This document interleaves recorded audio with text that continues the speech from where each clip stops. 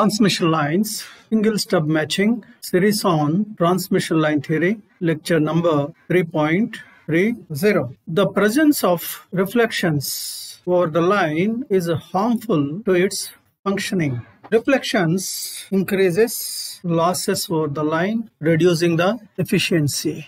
Reflections also cause reduction in the capacity of the line. They increase the possibility of flashover over the line. Several other issues also come up when reflections are there over the line. To eliminate reflections, several techniques got developed. One among them is single stub matching technique. In the present session, we focus on the details pertaining to this technique. To go deep into this technique, to understand it in detail, let us consider a lossless line. The characteristic impedance Z0 terminated over a load ZL not equal to Z0. As the line is lossless, note Z0 is real. Load is arbitrary, therefore ZL can be real, it can be complex also. Now, as the termination impedance is not equal to Ci, a reflected wave, an unwanted one, it comes into being over the line. As already mentioned, presence of reflected wave, it is harmful to the healthy functioning of the line. More than anything else, one of the harmful effects of reflected wave over the line is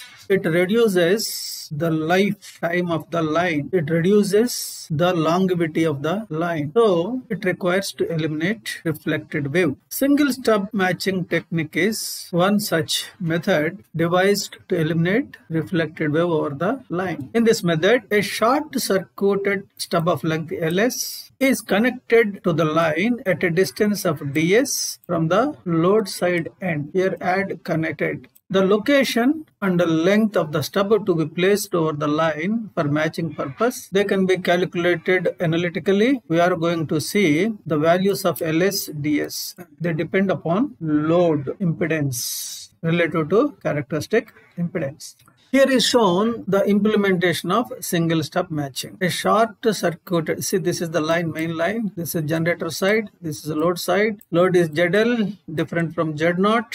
Because of this reason, reflected wave comes into picture, into being. We want to eliminate it. So, this technique, if we go for this technique to eliminate reflected wave, what they do is a shorted stub. A stub is a piece of transmission line, lossless line is shorted at one end. Then it is a shorted stub. If it is open, both sides, then it is open circuited stub. We use a short circuited stub usually for load matching purpose. Open circuited stubs are associated with the disadvantage of radiation. If you use open circuited stub, signal tends to radiate from the opened out end of the stub. That disadvantage is there. To eliminate that, short circuited stubs are used. So a short circuited stub of specific length Ls is connected at a distance of ds from the load point. This is load end or load point. It is connected at a distance of ds. Note that Ls and ds both are less than lambda by 2. They are small.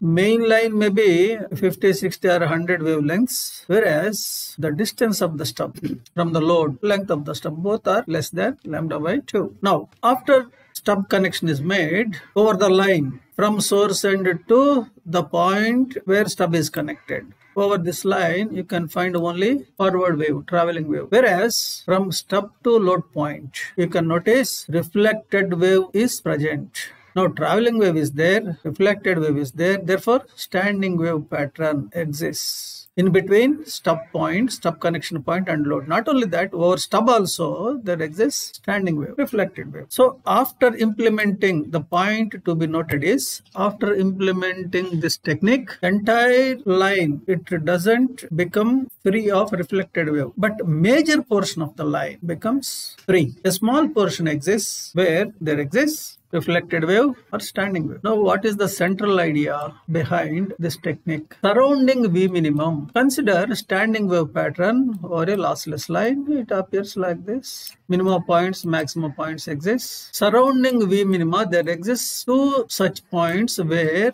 G is 1. G means conductance. So you consider admittance, line admittance. Line admittance can be expressed as G plus or minus JB. G is conductance, B is susceptance. Surrounding V minimum, this is V minimum. There exist 2 points where G is 1. Somewhere here, G is 1. The point on the load side is 1 plus JB, and that on the source side is 1 minus JB. Load side means this point. He is telling it is 1 plus JB. Source side it is 1 minus JB. This is the admittance, normalized load line admittance. For any lossless line load combination, these 2 statements hold good, or whatever that is being told in this slide, it holds good. Standing wave pattern exists when the load is not matched to the line, or in the standing wave pattern, V minimum exists, V maximum exists.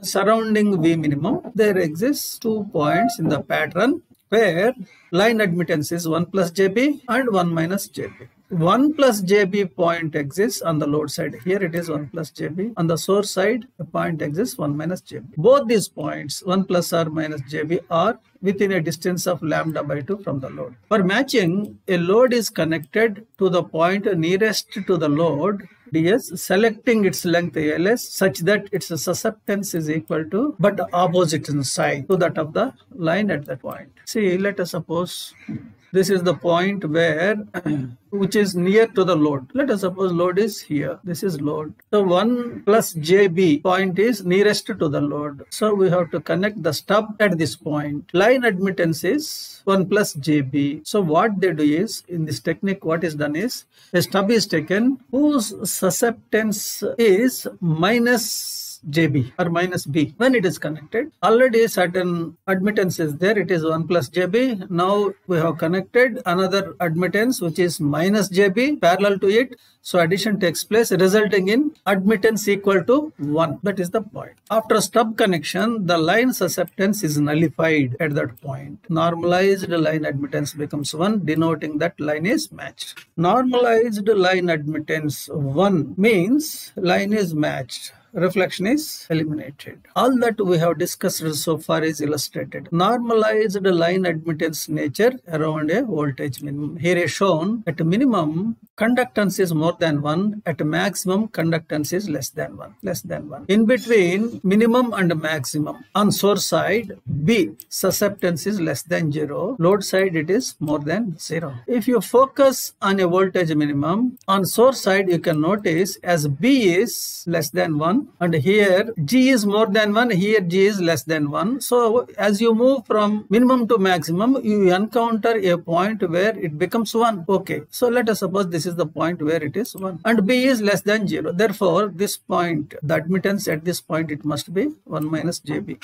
Similar reasoning, point on the load side, it must be 1 plus JB. Same thing is illustrated with respect to voltage maximum. Surrounding voltage maximum, there exists 2 points. One point is 1 plus JB, another point is 1 minus JB. 1 minus JB is load side, 1 plus JB is source side of voltage maximum.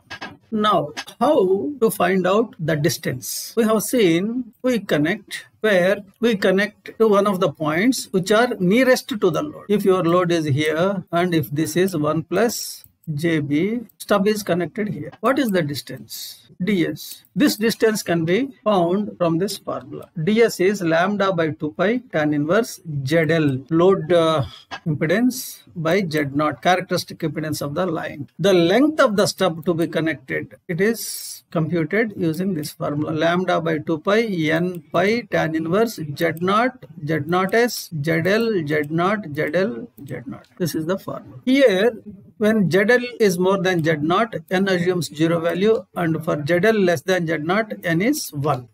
Z0s is characteristic impedance of the stub, and when it is made from the same line, Z0s becomes equal to Z0. Note that these formulas, they are okay when ZL is pure real. When ZL is complex, then these formulas don't work. We have to go for another set of formulas. Here is given for complex impedance load, distance of the stub point ds is given by lambda by 4 pi theta L. What is theta L? Theta L is phase angle of the reflection coefficient over the load. It can be computed gamma L equal to ZL minus Z0 by ZL plus Z0. This is a complex quantity.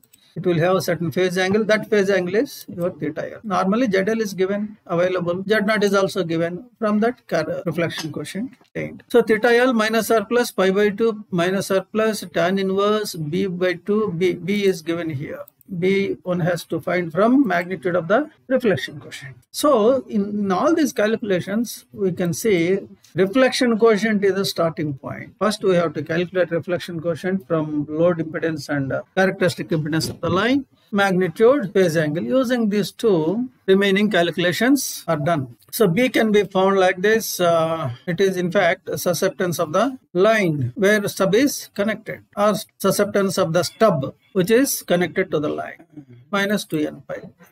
Of course, same thing can be put in terms of magnitude of reflection quotient also. So anyway, this is ds as far as complex impedance load is concerned. Length of the stub is given by lambda by 2 pi, pi minus tan inverse 1 by b. When b is more than 0, lambda by 2 pi, tan inverse 1 by b, or b less than 0. Before going further, note these are most general expressions for distance of the stub and length of the stub. They are useful even when the load is pure real. But you can see, you can notice, these are appearing somewhat complicated. So normally what we do is, we don't go for them unless the load is complex. There is no other go in such case. When load is real, we use the relations that are shown earlier. The ability of this technique to eliminate reflections can be attributed to its knack in adjusting the reflections at the points of impedance discontinuity. So what he is trying to tell is, you consider a line, this is load ZL different from Z0.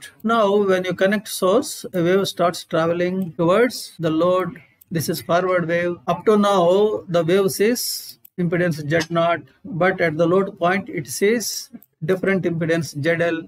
It senses some discontinuity. Therefore, reflection happens. But this reflection is harmful. We don't want it to be there. We go for a technique. The technique here is single stub matching. Now, how the single stub matching technique is able to eliminate reflected wave? What is the idea? What is the funda? The idea is this. After stub connection, the forward wave sees discontinuity, generating reflections at 2 points, at the stub connection point and at the load. These reflections ultimately lead to 2 reflected waves. Their relative amplitudes and phases can be adjusted such that they nullify each other, resulting in no reflected wave. Proper selection of the stub, its characteristic impedance and its distance from the load all lead to the total cancellation of reflected wave over the source side of the line.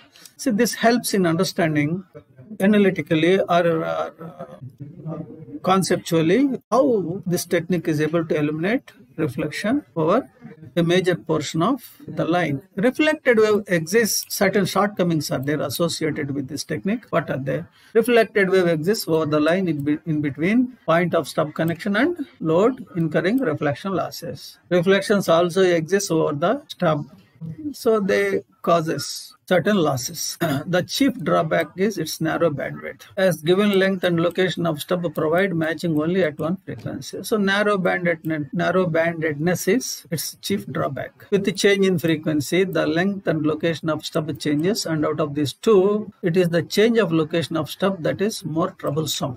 In the expressions you have seen, lambda is there everywhere. In ds as well as ls, lambda. Presence of lambda means ds and ls, they depend upon frequency. When frequency changes, ds changes, ls changes. So everything has to be done again. Another disadvantage is in the final adjustment of stub, which requires a very minute movement over the line, which is impossible in case of coaxial lines. These disadvantages, however, most of them can be overcome by using multiple stubs.